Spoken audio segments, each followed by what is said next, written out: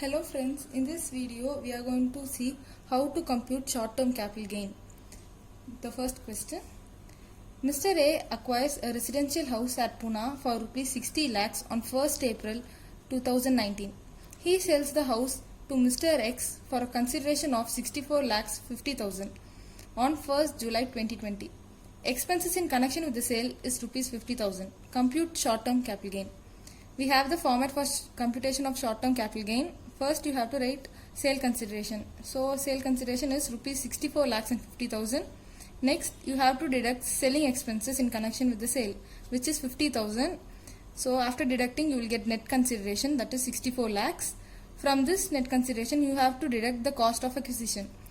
In this case, it is a short-term capital asset because the period of holding is less than 24 months.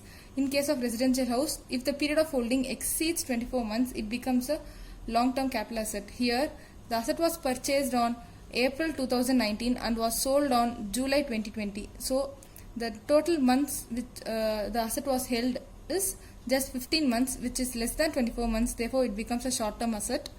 So, we need not compute indexed cost. We have to just write the actual cost, which is 60 lakhs. After deducting 60 lakhs from the net consideration, you get 4 lakhs. This is known as short-term capital gain.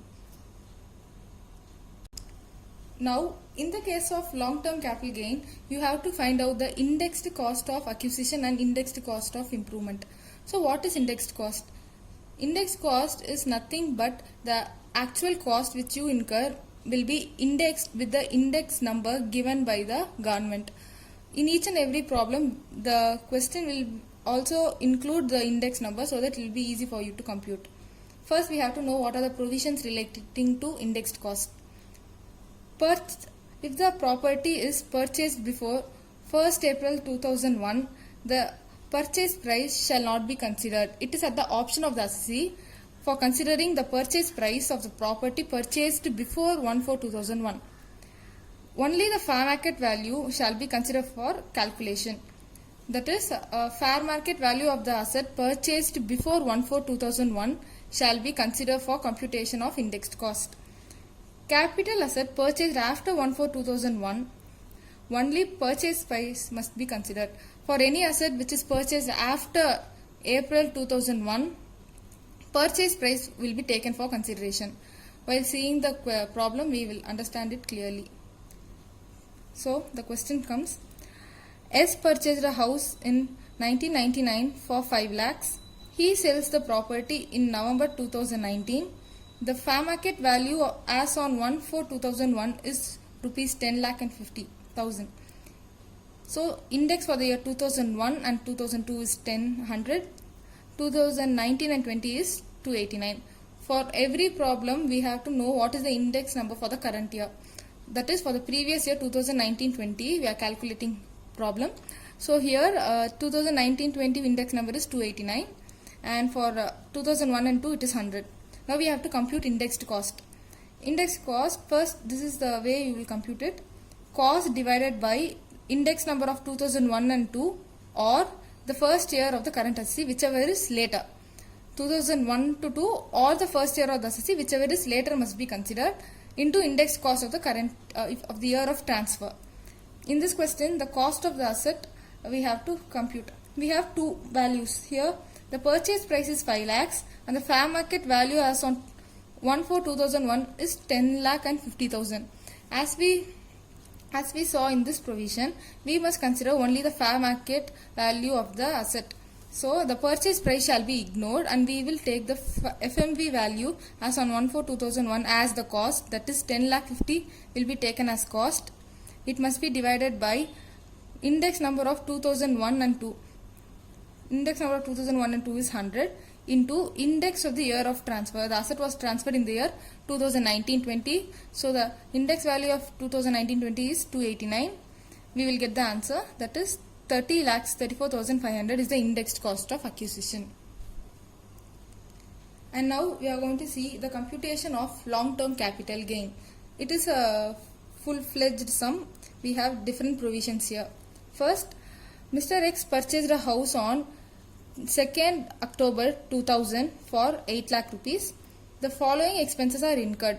Cost of construction of first floor in the year 2000 was 5,50,000. Cost of construction of the second floor on 3rd April 2012 was 7,30,000. FMV value of the house as on 1/4/2001 was 8,50,000. He sold the said property for 71 lakhs. Selling expenses amounted to 1 lakh. Compute long-term capital gain. So first we have to find out the sale consideration.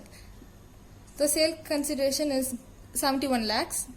Sale consideration 71 lakhs. Next we have to deduct selling expenses. Selling expenses amounted to 1 lakh. So 1 lakh will be deducted and you will get net consideration of 70 lakhs. And then now we have to find out the indexed cost of acquisition and deduct it. Indexed cost of acquisition, as we saw in the earlier problem, we have to check whether the property is purchased before 1/4/2001 or after. This property is purchased before 2001, that is 2nd October 2000. So we have to check whether the purchase price must be taken or the fair market value should be taken. We have the fair market value of 8,50,000. So we should consider it. Index cost of acquisition is calculated here. 8,50,000 is the cost divided by index of the year 2001 and 2, that is 100, into the year of transfer. The year of transfer is 2019. It is here. Index number is 289. You have to multiply so that you will get index cost of acquisition. Then you have to consider index cost of improvement. Now we have two cases here. One, he constructed first floor and then he constructed second floor.